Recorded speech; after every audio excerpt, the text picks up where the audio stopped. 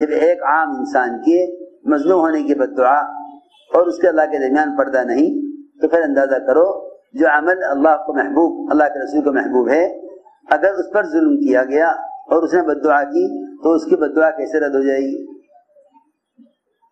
اس لیے نماز خود بد دعا کرتی ہے نمازی کے لیے. یہ تو نماز پڑھ کے دعا مانگتا ہے، نماز کے لیے بد دعا کرتی ہے.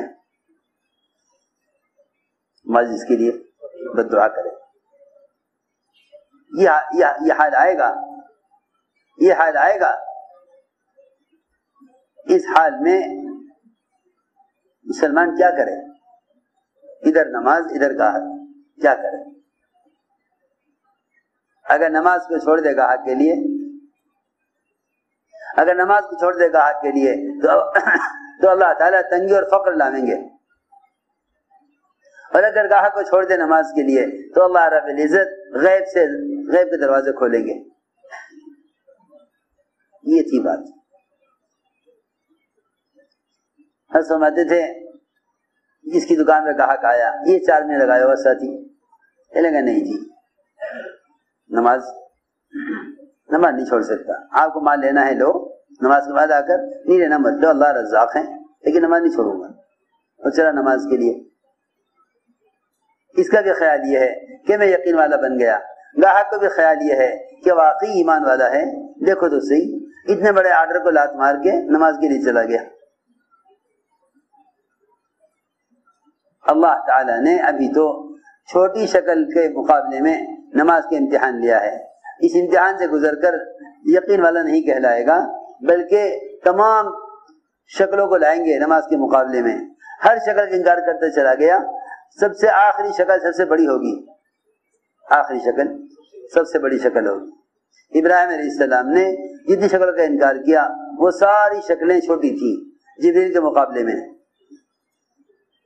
لوگ سمجھتے تھے کہ نمرود کی شکل بڑی ہے، حالانکہ نمرود کی شکل بڑی نہیں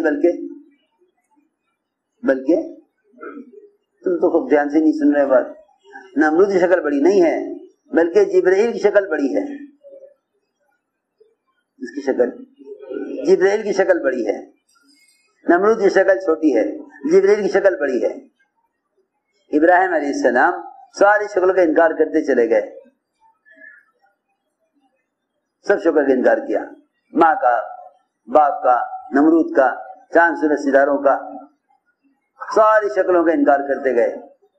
جہاں شکل انکار کرتے گئے وہاں معاملہ مشکل ہو گیا کہ ساری شکلیں خلاف ہو گئی. ساری شکلیں خلاف ہو گئی. کہتے بھائی ساری شکلیں خلاف ہیں تو پھر ہم تمہاری مدد فرشتے کے ذریعے کریں گے. تمہاری مدد فرشتے کے ذریعے کریں گے. مدد نہیں بلکہ اب ہم تمہارا امتحان فرشتے کے ذریعے لیں گے کہ سارے شکل کو تو انکار کر دیا، فرشتے کا انکار کرتے ہو یا نہیں کرتے. یہ میں عرض کرنا چاہتا ہوں. یقین کی بنیاد پر جو چلیں گے ان کا امتحان ایک شکل پر نہیں ہوگا، بلکہ اللہ رب العزت شکلیں بدلتے بدلتے بدلتے بدلتے جبرائیل تک کی شکل پر لائیں گے. کیا دیکھنا یہ ہے کہ جبرائیل سے کہتے ہیں آگ سے بچا لو یا ہم سے کہتے ہیں آگ سے بچا لے. یہ تھی بات.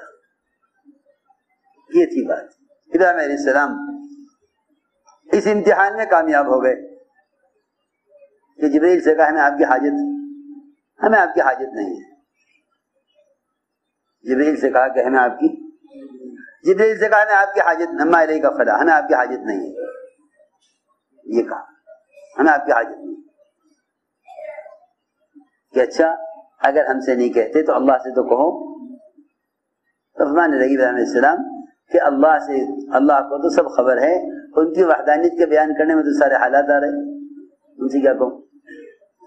میں عرض کر رہا تھا دکان چھوٹی شکل ہے، تم نے ابھی پلنے کی ایک شکل کو نماز کے مقابلے میں چھوڑا ہے. پلنے کی ایک شکل کو نماز کے مقابلے میں چھوڑا ہے. ہم وہ شکل لائیں گے تمہارے سامنے نماز کے مقابلے پر کہ تمہیں خیال یہ ہوگا کہ اگر اس شکل کو بھی چھوڑ دیا میں نے تو پھر جو نقصان آئے گا وہ نقصان بڑا ہوگا. سنو میری بات. ہر سمجھتے تھے نماز کے لیے دکان چھوڑ کر اپنے آپ کو یقین والا سمجھ رہا ہے، چلا نماز کے لیے، ابھی مسجد کے دروازے تک ہی پہنچا تھا، پیچھے سے کوئی آیا، کہنے لگا کہ ملک کے وزیر اعظم آپ کے گھر پر آ گئے ہیں، آپ کو فوراً بلا رہے ہیں۔ اب یہ امتحان ہے، یہ امتحان ہے، یہ ہے امتحان۔ صاف کہہ دے اگر اللہ مطلوب ہے تو کلمہ پڑھ کے مسجد میں آ جاؤ، اور اگر اللہ مطلوب نہیں ہے اور اسلام مطلوب نہیں ہے تو آپ میرا انتظار کریں، میں نماز پڑھ کر آ کے ملاقات کروں گا، اس لیے کہ مجھے اللہ نے بلایا ہے، مجھے اللہ نے بلایا ہے۔